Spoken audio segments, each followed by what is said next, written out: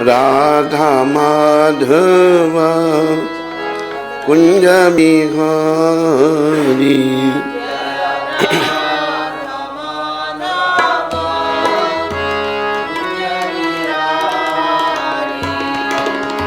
गोपी जन बल्लभा गिरिवरधारी।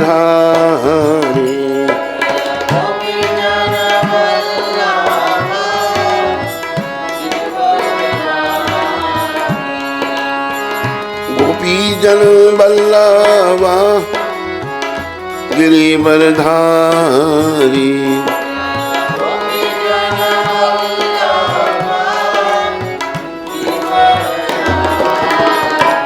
जय राधा माधव कुंज बिहारी।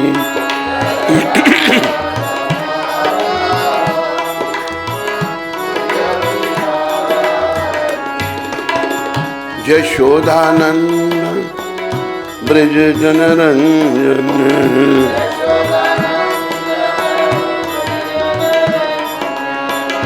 यशोदानंदन ब्रज जनरंजन।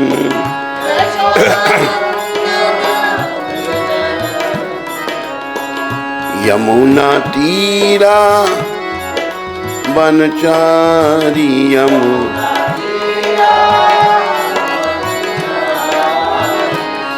जय राधा माधव कुंज बिहारी।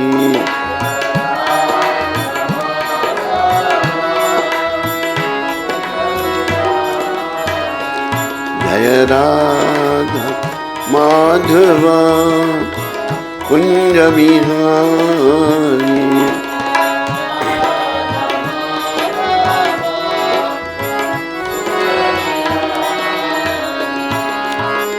गोपी जन बल्लभा गिरिवरधारी।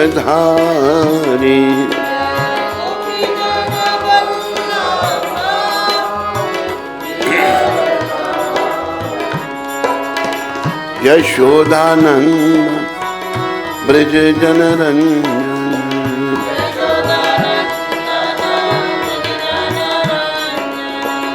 यमुना तीरा बनचारी। यमुना जय राधा माधव कुंज बिहारी।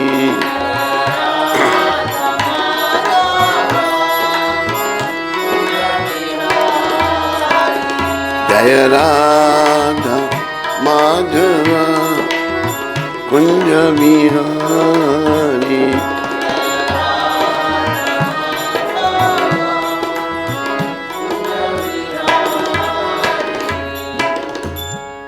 जय ओम विष्णुपाद परमहंस परिव्राजकाचार्य अष्टोत्तर सचरी श्रृंखला भक्ति वेदांत गोस्वामी महाराज श्रील प्रभुपाद की जय। जय ओम विष्णुपाद परमहंस परिव्राजकाचार्य अष्टोत्तर सचरी श्रृंखला भक्ति सिद्धांत सरस्वती ठाकुर महाराज प्रभुपाद की जय। इस्कॉन बीबीटी संस्थापकाचार्य कृष्ण कृपा में श्रील प्रभुपाद की जय। अनंत कोटि वैष्णविंद की जय। नामाचार्य श्री ठाकुर की जय। प्रेम से कहो श्री कृष्ण चैतन्य प्रभु नित्यानंदा श्री अद्वैत गदाधर श्रीवासदि गौर भक्तवृंद की जय। श्री श्री गौर राधा कृष्ण गो गोपीनाथ श्याम कुंड राधा कुंड गिरी गोवर्धन की जय। श्री श्री वृंदावन मथुरा धाम की जय। श्री श्री नवदीप द्वारका धाम की जय। श्री धाम मायापुर धाम की जय। श्री श्री यमुना मई गंगामयी की जय। श्री श्री तुलसी देवी भक्ति देवी की। श्री श्री साम वेद भक्त वृंद की। श्री श्री युग धर्म हरिनाम संकीर्तन की। संकीर्तन यज्ञ की जय। हमारे प्यारे गुरुदेव पूरी दुनिया में हरि नाम का सनातन धर्म का प्रचार करने वाले अति जालु परम कृपालु पतित पावन शिला प्रभुपाद की, पतित पावन शिला प्रभुपाद दिव्य पुस्तक विचारण की जय, ललिता विशाखा राधे श्याम की, श्री श्री कृष्ण बलराम की, श्री श्री गौर निताय पंच तत्व की, वृंदावन धाम की, निताय गौर प्रेमानंदे, निताय गौर प्रेमानंदे। सब भक्तों की जय जयकार, सब भक्तों की जय जयकार, गुरु और गौरांग की जय जयकार।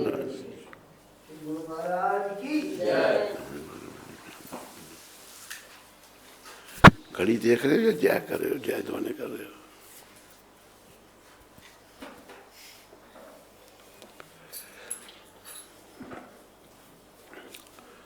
नमो विष्णुपदाय कृष्णपदाय पुत्री श्रीमती भक्ति विधान स्वामी।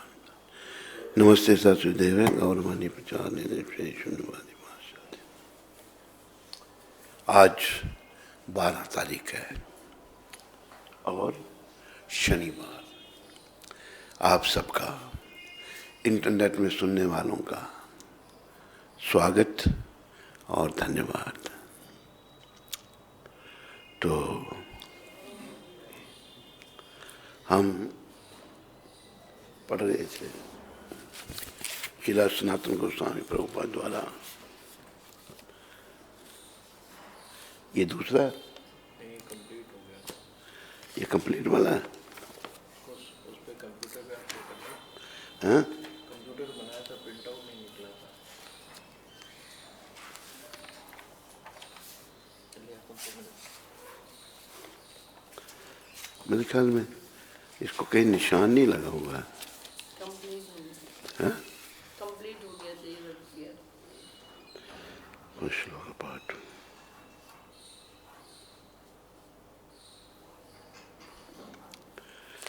तो ये श्रील सनातन गोस्वामी प्रभुपाद द्वारा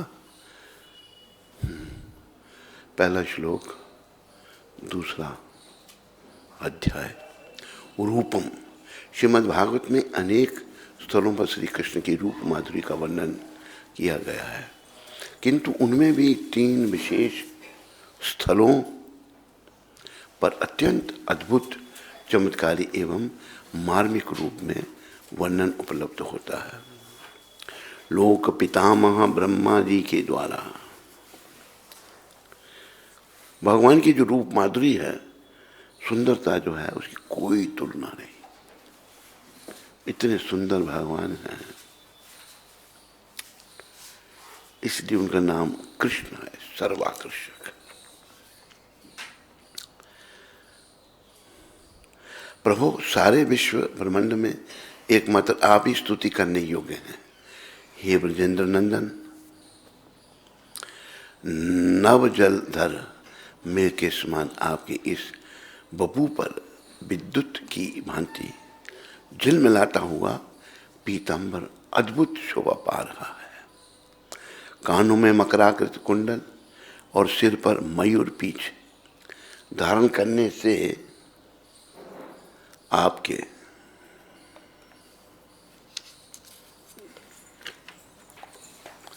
मुखमंडल पर अनोखी छटा छा रही है। गले में तरह तरह के पुष्पों और पत्तों से गुंथी हुई बनमाला, बगल में बैंत और सिंगा एवं कमल की फेंट में वेणु शोभा पा रहे हैं। आपके कमनीय कोमल हाथों में दही भात का कबल है। आपका यह भेष आपको भी आकर्षित करने वाला है। कमल से भी अति सुकोमल, सुरक्षण चिन्हों से युक्त सुकुमार चरण गोपाल बालक का यह मधुर वेश मैं तो बस इन्हीं श्री चरण कमलों में पुनः पुनः दंडवत प्रणाम करता हूं। द्विज पत्नियों के द्वारा श्रीमद् भागवत 10वें स्कंद 23वां अध्याय 22वां श्लोक। नव जलधर के समान सांवली उनकी अंग कांति है। उस पर स्वर्ण की आभा को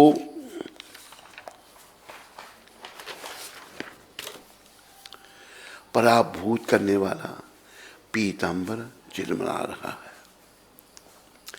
गले में बनमाला लटक रही है, मस्तक पर मयूर का पंख सुशोभित हो रहा है।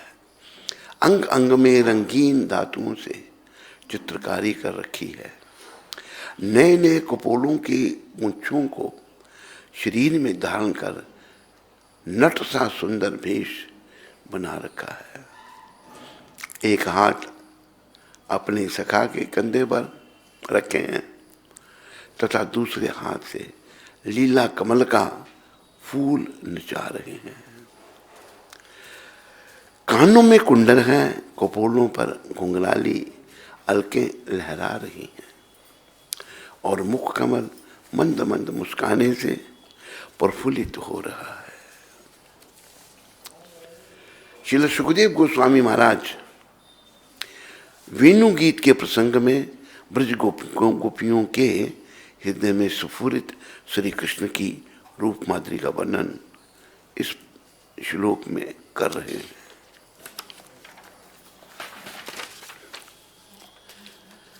ब्रह्म पीड़म नटवर वपु कर्णियो कर्णीय कारम बिभ्र द्वासा कनक कपीशम वेजंती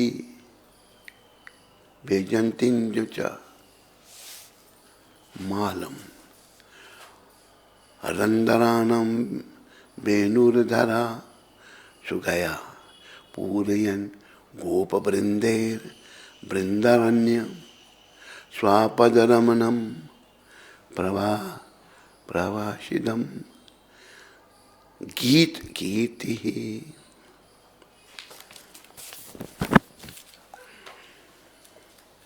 प्रिंट क्यों निकाला तूने इसका? उधर से आगे करेगा। द्वितीय श्लोक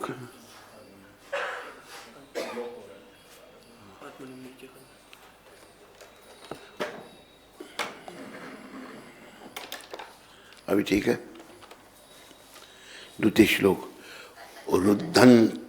रुद्धंत मुहुर नेत्र युगम मर्यंतम करम भोज युग में न सातंका नेत्रम मुहु श्वासा कंपात्री रेखा का कंठ सितग्रीवा दामोदरम भक्ति बाधम।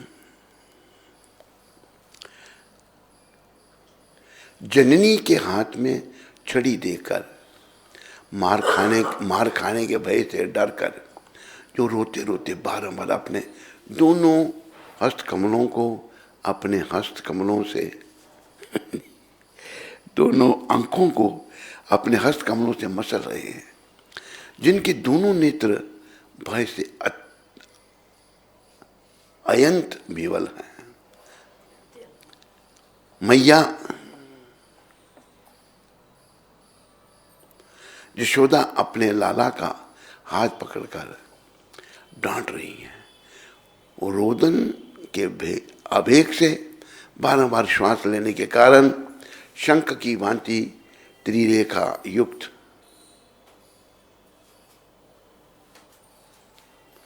कंठ में पड़ी हुई मोतियों की माला है आदि कंठभूषण जिनके कंपित हो रहे हैं और जिनका उदरमान यशोदा की वत्सल्य भक्ति के द्वारा रस्सी से बंधा हुआ है, उन सच्चिदानंद स्वरूप श्री दामोदर की मैं वंदना करता हूं। दिग्दर्शनी वृत्ति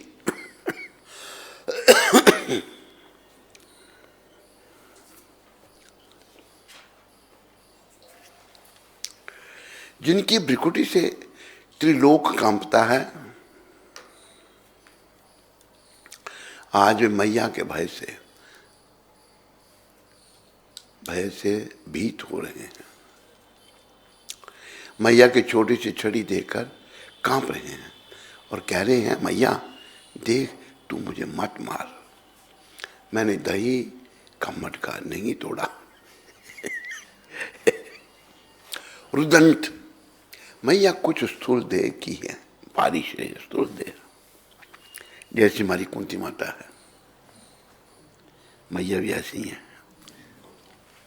मैया दौड़ रही है, उनकी कबरी खुल गई, कबरी में लगे हुए पुष्प गिरने लगे। कबरी क्या हुआ? कजरा।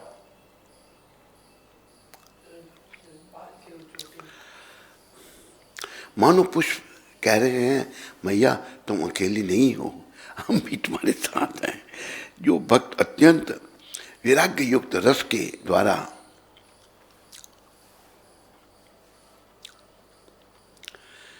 अपने हृदय को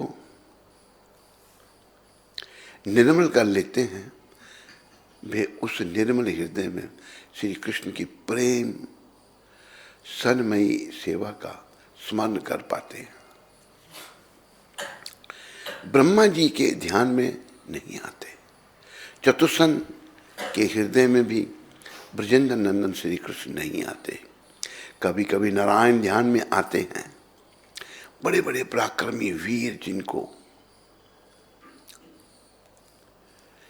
पकड़ नहीं सकते, उन्हीं अखिल रस मूर्ति श्री श्याम को मैया ने पकड़ लिया है प्रेम से। बोलो जसोदा मैया की। ऐसे ही नहीं पकड़ा, हाथ में छड़ी लेकर उसे धमकाने लगी।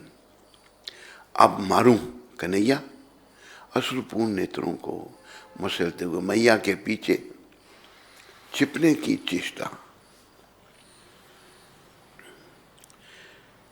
करते हैं और कह रहे हैं मैया मुझे मत मार। श्री कृष्ण की दृष्टि मैया की ओर नहीं, उनकी छड़ी की ओर है। मैया कहती है बंदर बंदो, बंदर बंदो चोर। इस पर श्री कृष्ण बोले मैया हमारे वंश में कोई चोर नहीं है, तेरे ही वंश में चोर हैं। मैया बोली हाँ, तूने माखन नहीं चुराया तो बंदरों को कौन माखन खिला रहा था? तो कन्हैया कहते हैं जिसने बंदरों को बनाया वही खिला रहा था सबको बनाने वाले वही हैं, बंदरों को बनाने वाले जो हुए हैं। बोलो कृष्ण कन्हैया लाल की, बोलो बंदरों को भी बनाने वाले भगवान की। भैया देख कहाँ, अच्छा ठीक है, जिसने बंदरों को बनाया वही खिला रहा है। भैया कहती है अच्छा ठीक ठीक बता कि इस मटके को किसने फोड़ा? तब कन्हैया कहते हैं मैया देख, जब तुम दूध की रक्षा करने के लिए दौड़ी तो मैया तू पैरों में मोटी मोटी खड़ूले पहने रही हो, खड़ूले पहने रही हो। ना पूछती है, ना उससे लगकर मटकी फूट गई। जो खड़ूले पहन रही हो ना, उससे लगकर मटकी फूट गई। तो मैया पूछती है फिर तेरे मुख पर मक्खन कैसे लगा? तो कहते हैं मैया बंदर मक्खन खा रहे थे, उस समय मैं बंदरों को भगा रहा था, तो बंदरों ने भागते समय मेरे मुख पर मक्खन लगा दिया बोलो माखन चोर भगवान की। भगवान कह रहे बातें, बंदरों को भगा रहा, बंदरों ने मेरे मुख पर लगा दिया इससे माखन लग गया। इस वार्तालाप को सुनकर सभी गोपियां हंसने लगी बात ऐसी भगवान ने की। मैया ने कहा अच्छा, मैया ने कहा मैं ऐसे नहीं छोड़ूंगी, इसे बांधूंगी। वे सोच रही हैं कि थोड़ी देर के लिए बांधूं, दही मथने के बाद इसे खोलकर माखन खिलाऊंगी और दूध पिलाऊंगी, फिर यह शांत हो जाएगा। मैया बड़े गंभीर भाव में है, सोच रही हैं कि शासन नहीं करूं तो यह महाधुरंधर है महाधुरंधर हो जाएगा। ऐसा सोचकर वह उसे बांधने का प्रयत्न करने लगी। यह देखकर श्री कृष्ण रोने लगे, किंतु मैया ने छोड़ा नहीं और बांधने लगी।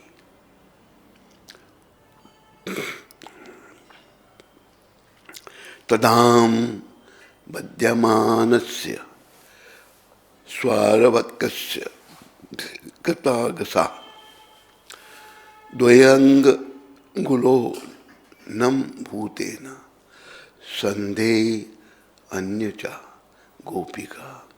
भागवत 10 स्कंद 9 अध्याय 25वां श्लोक। मानो मैया सोच रही हैं, एक तो श्री कृष्ण खल हैं, खल का साथ देने वाले दूसरे ओखल हैं, खल और ओखल। अतः ये दोनों ही दंडनीय हैं, दोनों को ही बांधूंगी।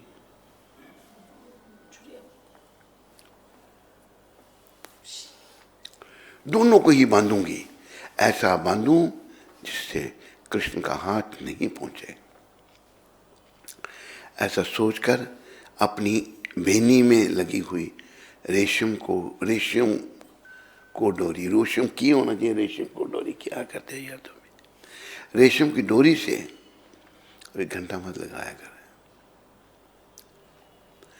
रेशम की डोरी से बांधने लगी।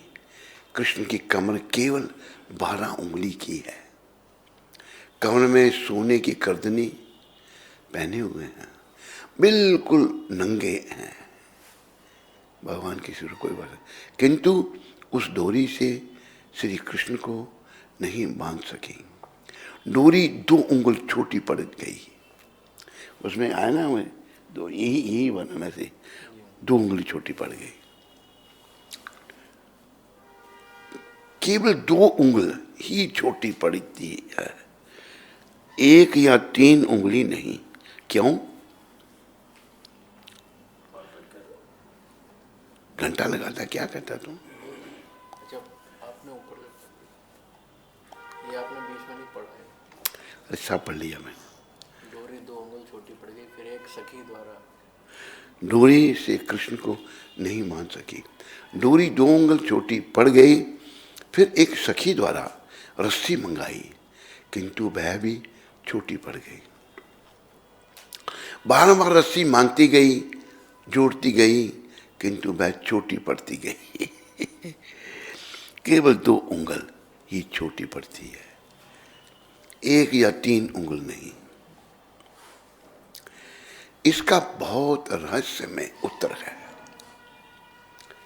1 उंगली है साधक की चेष्टा, दूसरी प्रभु की कृपा। दोनों के एक साथ मिलने पर ही भगवान वशीभूत होते हैं। साधक की चेष्टा और भगवान की कृपा, याद रखो, दोनों को मिलने से ही भगवान वशीभूत होते हैं। हमने भगवान को अपनाना, वशीभूत करना है। श्री रामानुज संप्रदाय में 2 न्याय हैं, मार्जार न्याय और दूसरा मरकट न्याय। मार्जार न्याय और मरकट न्याय, मार्जार अर्थात बिल्ली, जिस प्रकार बिल्ली का बच्चा कुछ भी चेष्टा नहीं करता है, मैया अपने मुख से उसे पकड़कर जहां ले जाती है,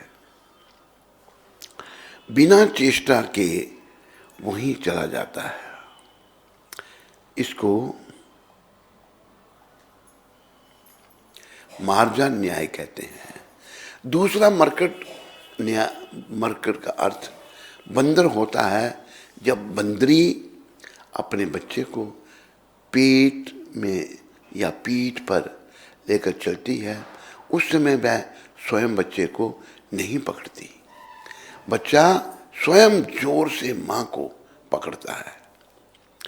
जब वह एक वृक्ष से दूसरे वृक्ष पर छलांग लगाती है, तब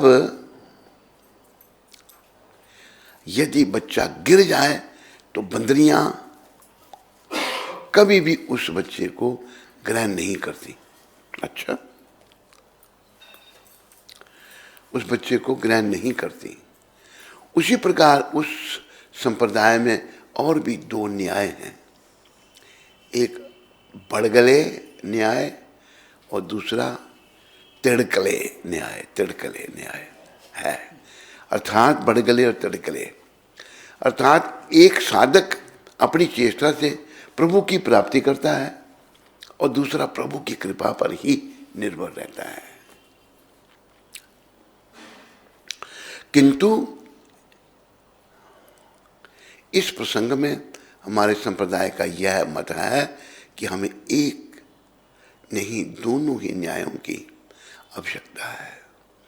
इसमें दृष्टांत यह है कि जैसे एक व्यक्ति कुएं में गिर गया और चिल्ला रहा है कि मुझे निकालो, मुझे निकालो, ऊपर वाले किसी दूसरे व्यक्ति ने ऊपर से एक रस्सी लटकाई और कहा मैं रस्सी लटका रहा हूं,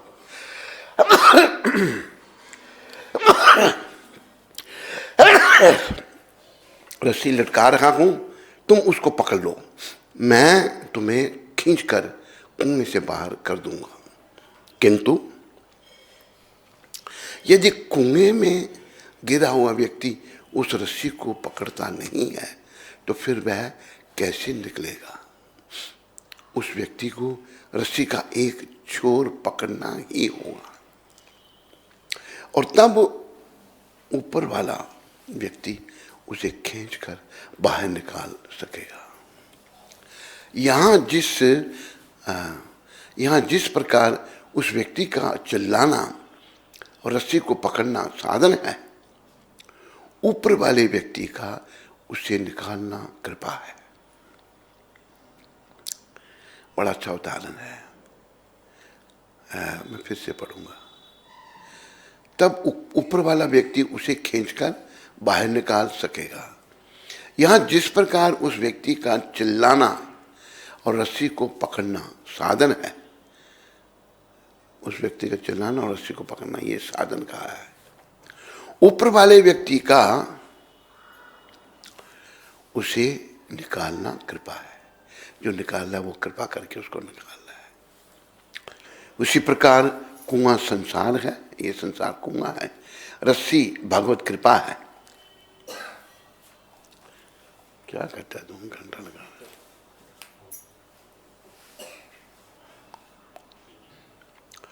रस्सी भगवत कृपा है तथा रस्सी पकड़ना साधन की चेष्टा है। मैया ने बांधने का उपक्रम नहीं छोड़ा, सतत लगी रही।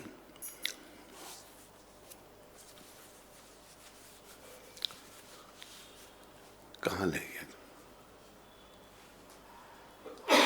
सतत लगी रही।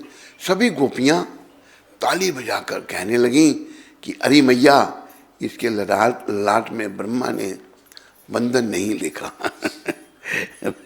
भगवान के लिए बंधन नहीं, तो तू कैसे बात पाएगी? मैया मन ही मन लज्जित होकर सोचने लगी, बड़ी लज्जा की बात है कि मेरे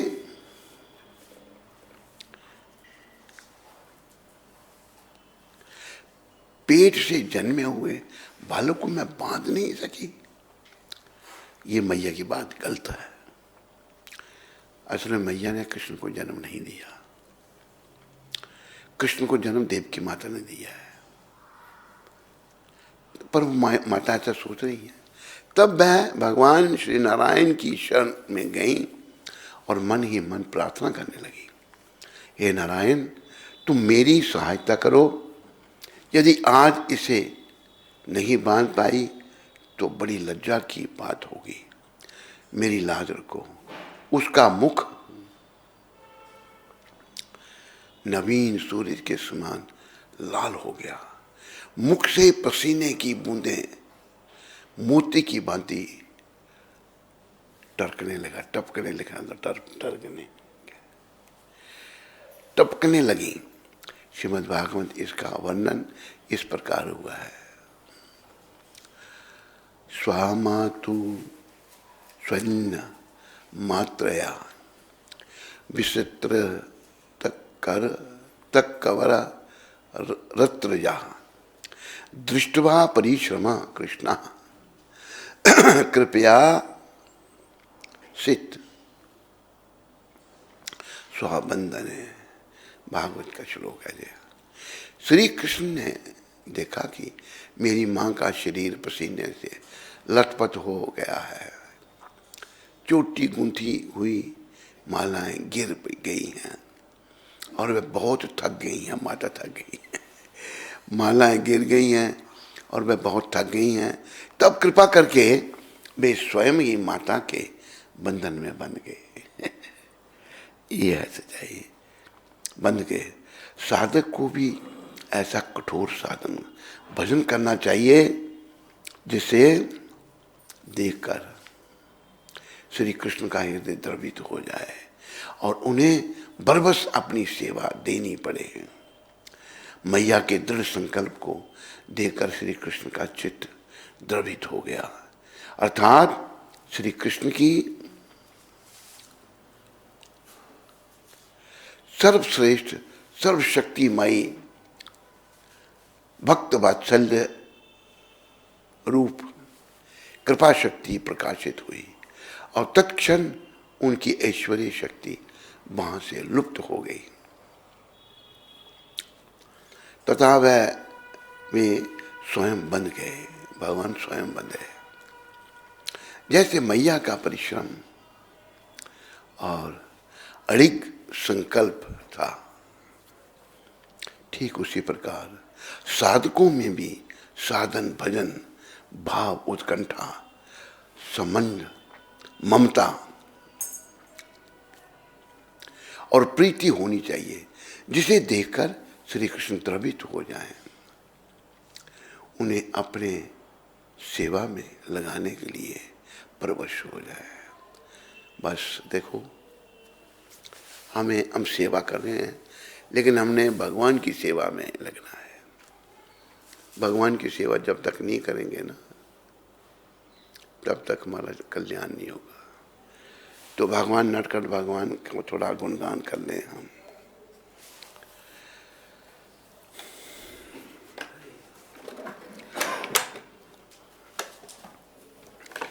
दो भजन गाएंगे हम।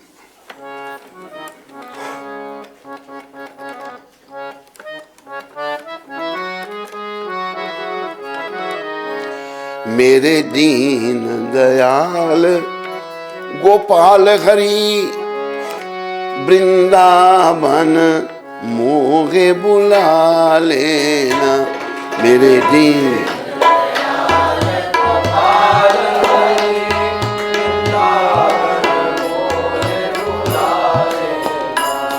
मेरे दीन दयाल गोपाल हरि वृंदावन मोहे बुला लेना। मेरे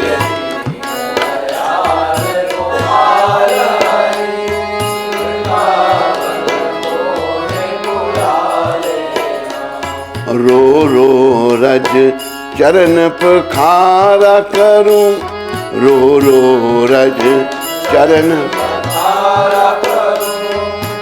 प्रेम प्रसाद जमा देना। प्रेम प्रसाद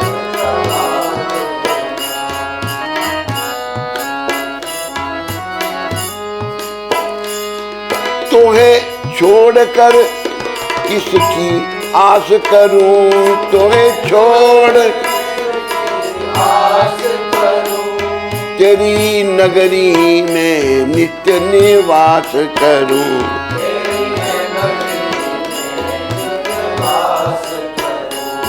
तेरी बंसी की धुन सुना देना, तेरी बंसरी की सुना देना।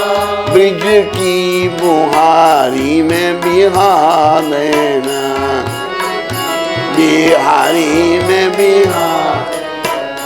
मेरे दीन दयाल गोपाल हरि वृंदावन मोगे बुला लेना।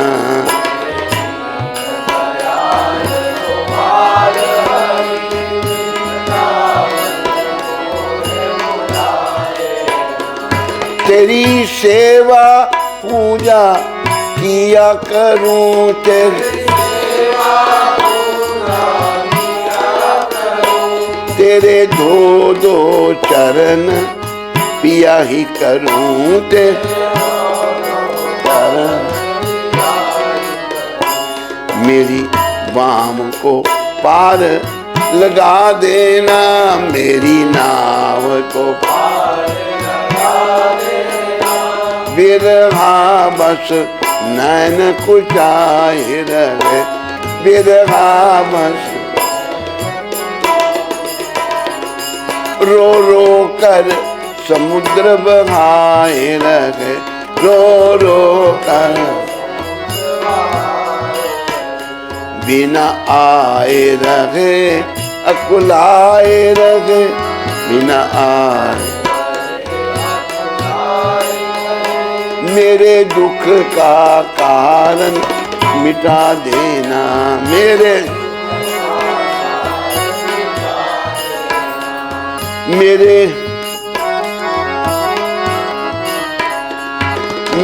दर्द कारण में प्यासा, तेरे दर्शन कारण। सूरदास बहुत ही आशा हूँ, सूरदास मेरी आशा भी प्यास बुका देना, मेरी आशा की प्यास।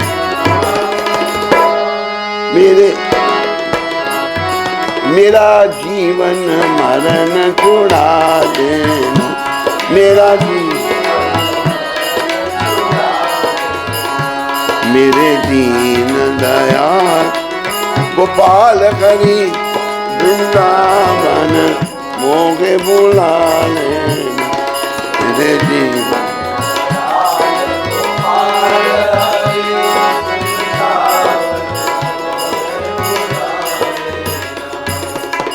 बोलो वृंदावन बिहारी लाल की जय, बोलो जुगल जोड़ी सरकार की जय। तो वृंदावन बिहारी जो हैं भगवान श्री कृष्ण,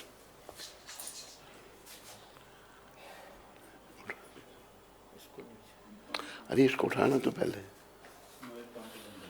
हाँ?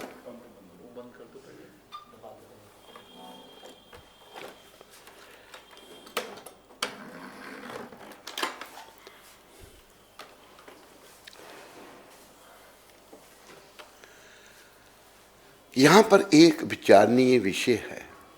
उक्त श्लोक की टीका में श्रीला विश्वनाथ चक्रवर्ती ठाकुर व्याख्या करते हैं। कन्हैया की कमर 12 उंगली की है और रस्सी इतनी लंबी होती गई, फिर भी माँ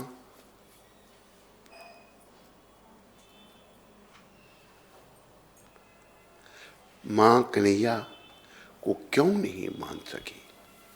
क्योंकि कन्हैया सोच रहे हैं कि मेरा जो आवश्यक नित्य कर्म माखन चोरी करना, सखाओं के साथ खेलना बंद हो जाएगा, इसलिए मैया मुझे बांधे नहीं।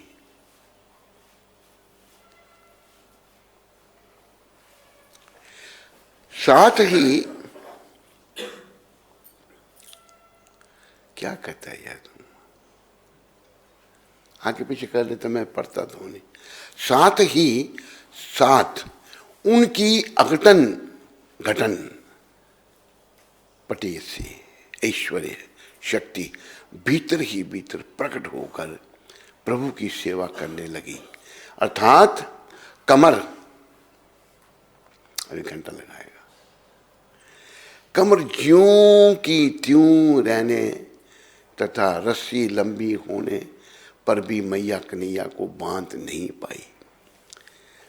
इसी रहस्य में लीला को वहां उपस्थित ब्रज की गोपियों ने नहीं समझ रही, नहीं समझ सकी। योग माया की श्री कृष्ण की सारी लीलाओं की व्यवस्था करती हैं। बोलो योग माया की।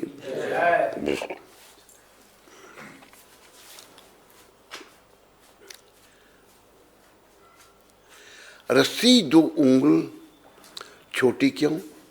कृष्ण को किसी साधारण रस्सी से बांधा नहीं जा सकता, क्योंकि जिसका ना बाहर है ना भीतर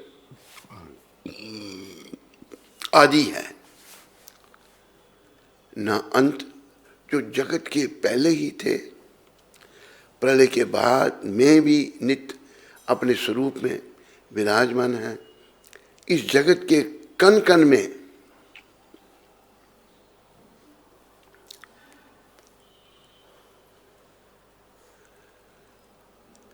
विराजमान है, इस जगत के कण कण में व्याप्त हैं। कण कण में व्याप्त होते हुए भी वे अखिल रसामृत मूर्ति एवं रसो वेसा है। वे समस्त इंद्रियों से परे और अव्यक्त हैं। ऐसे भगवान में माता यशोदा का लौकिक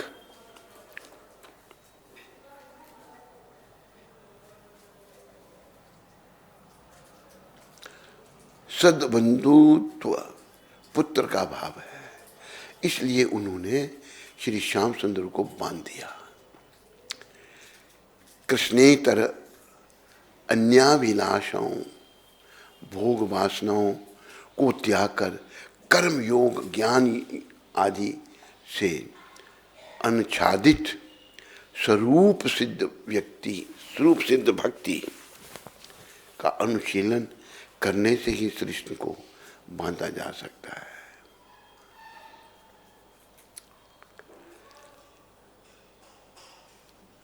तात्पर्य यह है कि भगवान की जितनी भी शक्तियां हैं उन सब में कृपा शक्ति सर्वोपरि है। भगवान की शक्ति है, बहुत शक्ति है, लेकिन कृपा जो है कृपा शक्ति सर्वोपरि है। भगवान की कृपा जो है वो सारी शक्तियों में ऊपर है, श्रेष्ठ है। इस शक्ति के आगे ईश्वरीय शक्ति कुछ भी नहीं कर सकती। इस कृपा शक्ति के प्रकट होने पर श्री कृष्ण अपने आप वशीभूत हो जाते हैं। कृष्ण भगवान अपने आप वशीभूत हो जाते हैं। ओहो, देवकी और वसुदेव जी ने पूर्व जन्म में अत्यंत कठोर तपस्या की थी, वे लोग भी श्री कृष्ण को बांध नहीं सके। देवकी और वसुदेव भी नहीं बांध सके। औरों की तो बात ही क्या है, साधक की उत्कंठा मई, साधक की उत्कंठा में भजन चेष्टा को देखने मात्र से ही श्री कृष्ण भक्तों के वशीभूत हो जाते हैं। श्री कृष्ण चैतन्य महाप्रभु से पूर्व भक्ति तो थी, किंतु भक्ति रस नहीं था। चैतन्य महाप्रभु ने भक्ति का प्रचार किया, भक्ति तो पहले भी थी पर भक्ति रस नहीं था। तो किंतु भक्ति रस नहीं था, इस भक्ति रस का सांगोपांग वर्णन श्रीमन महाप्रभु के मनो अविष्ट स्थापक श्रील रूप गोस्वामी ने श्री भक्ति रसामृत सिंधु और श्री उज्ज्वल नीलमणि में आदि ग्रंथों में किया है।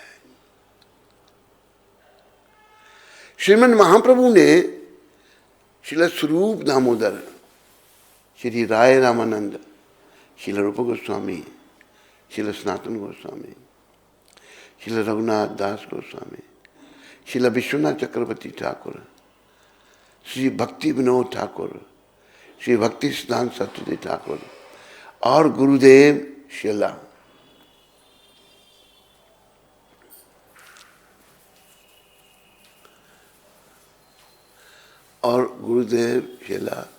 भक्ति प्रज्ञान केशव गोस्वामी आदि के द्वारा इस भक्ति रस का प्रचार प्रसार किया है। मां जसोदा ने कन्हैया के हाथों को पीठ की और पीछे ओखल से बांध दिया, पीछे भगवान के हाथ बांध दिए और पुनः दधी मंथन के लिए चली गई, किंतु उनका मन पुत्र में ही लगा रहा। इतने में दाम, श्रीधाम, सुदाम, मधुमंगल आदि सखा आ गए। उधर रोहिणी मैया भी बलदेव प्रभु के साथ उपानंद गोप के घर से नंद भवन में लौटी। बलदेव प्रभु सखाओं के बीच में आए तो देखा कि छोटे भैया के हाथ बंधे हुए हैं और वह रो रहे हैं। नेत्रों से काजल मिश्रित अश्रु जल बह रहा है, मानो वक्षस्थल पर गंगा यमुना प्रवाहित हो रही है। बलदेव प्रभु क्रोधित होकर कन्हैया एवं सखाओं से पूछने लगे, किसने बांधा? बलदेव प्रभु सोच रहे हैं कि जिसने भी कन्हैया को बांधा है उसे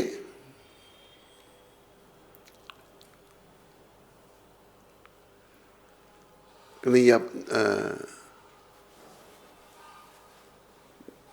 उसे आज दंड दूंगा। तब मधुमंगल ने ताऊ भैया के कान में बतलाया कि मैया ने बांधा है।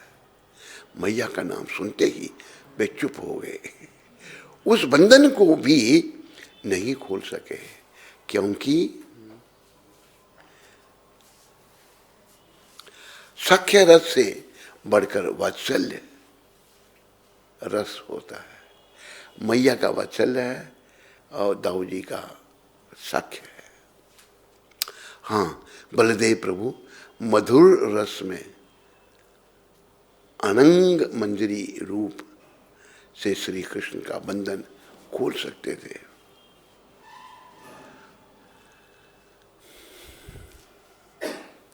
सभी सखा मिलकर कन्हैया के बंधन को खोलने में लग गए, किंतु अंत तक खोल नहीं पाए। अब श्री कृष्ण का रोना बंद हो गया। स्वयं श्री कृष्ण भी उस बंधन को नहीं खोल सके। सखाओं ने कन्हैया से कहा, सखा, ओखल को हम लोग धक्का लगाते हैं, चलो बाहर चलेंगे, बाहर खेलेंगे। उतने में श्री कृष्ण को अपने प्रिय भक्त नारद जी के द्वारा कुबेर के यम पुत्रों को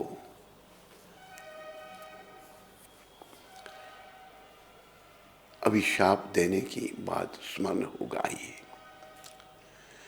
देव ऋषि में प्रियतमो यदि मो दंडातम जो तथा सादेश्यामी यदृतम तन महात्मना। भागवत में कुबेर देव ऋषि नारद जी के प्रिय सखा हैं। उनके दो पुत्र थे, नलकूबर एवं मणिग्रीव। ये दोनों धन रूप यौवन और उच्च कुल के अभिमान में एवं मद्यपान से मत होकर स्त्रियों के साथ मंदाकिनी में स्नान कर रहे थे। इधर से नारद जी को आया हुआ देखकर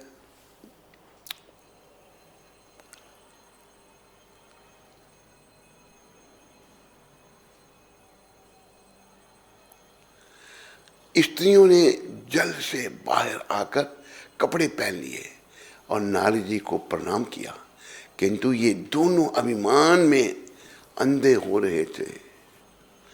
नारद जी को प्रणाम भी नहीं किया और नग्न अवस्था में वैसे ही खड़े रहे, सोचने लगे कि यह कहाँ,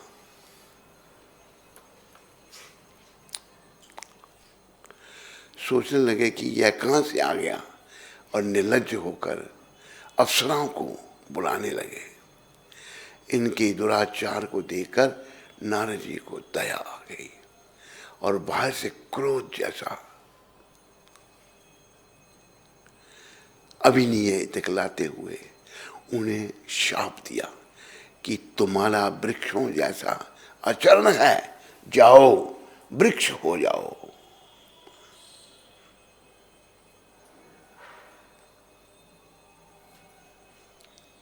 कहाँ गया? वृक्ष हो जाओ। नारद जी का अभिसंपात सुनकर ये लोग भयभीत हो गए। वे रोते रोते नारद जी के चरणों में गिरकर क्षमा मांगने लगे एवं अपने उद्धार का उपाय पूछने लगे।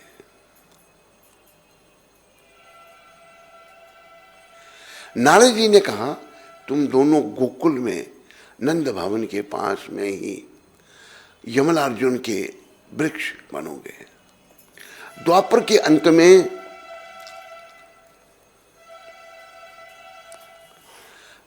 अंत में स्वयं भगवान श्री कृष्ण बल लीला करते हुए तुम लोगों का उद्धार करेंगे। बस यहीं तक रखो, समय वाला कम है, भी आगे यहाँ कल शुरू करेंगे। तो ये बड़ा सुंदर वर्णन हमारे शिला सनातन गोस्वामी प्रभुपाद के द्वारा है। देखो, जब तक भगवान के भक्त कुछ ना समझाएं तो समझ नहीं आती। जैसे भगवत गीता पृथ्वी पर थी, पर कितने लोग भक्त बने, कोई नहीं।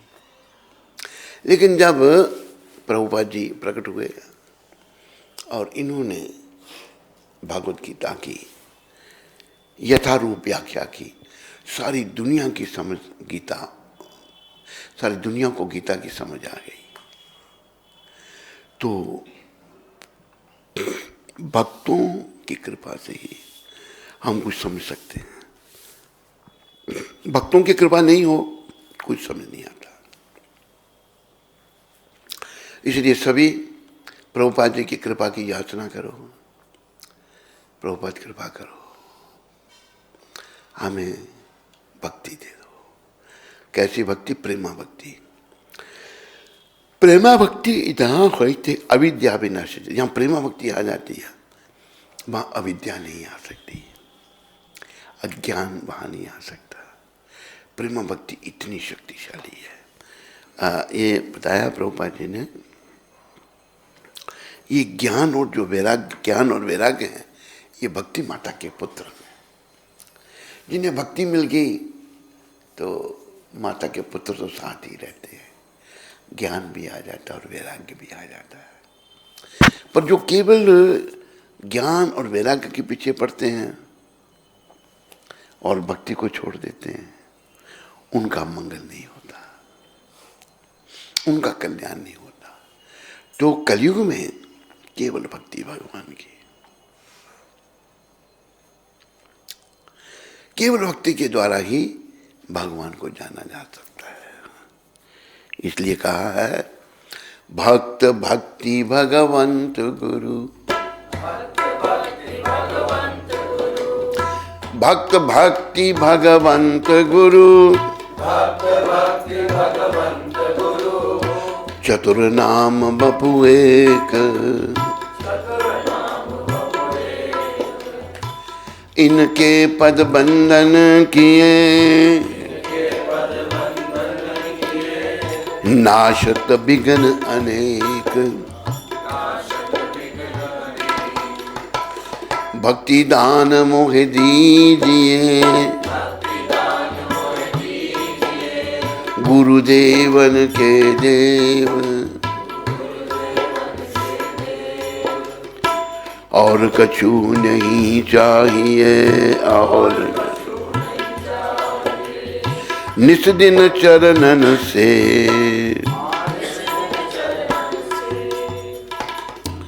भक्ति प्रभुपाद जी जैसे महान संत वैष्णवों की कृपा से निश्चित रूप से प्राप्त हो सकती है।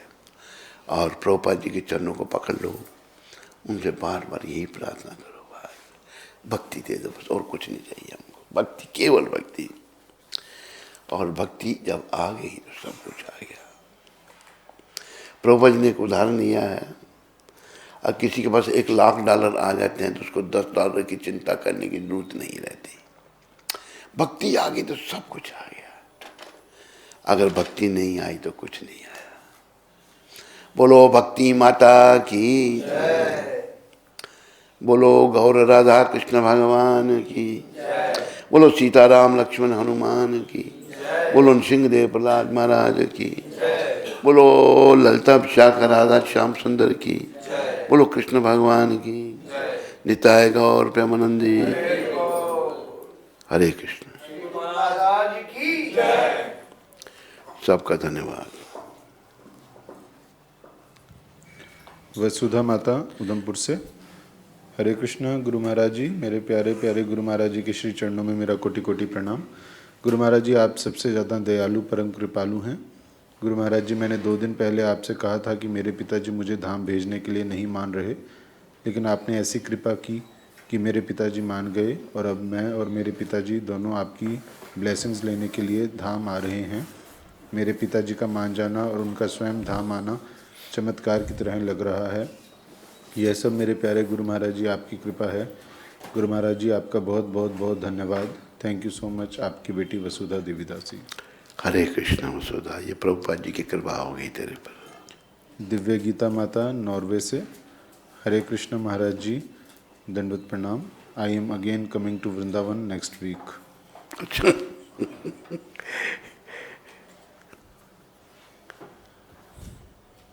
कशिश शर्मा माता जम्मू से।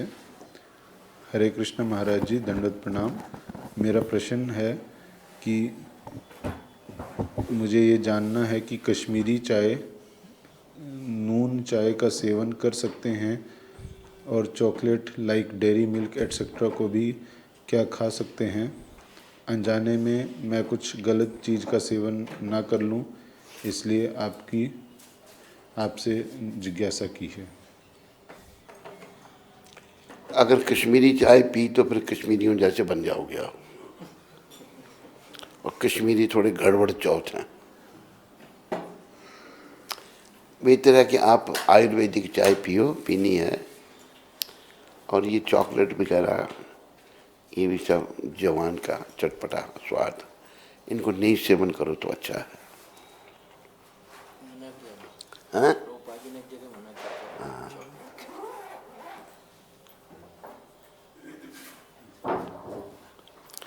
हरे कृष्ण। महाराज की जय। हरि बोल।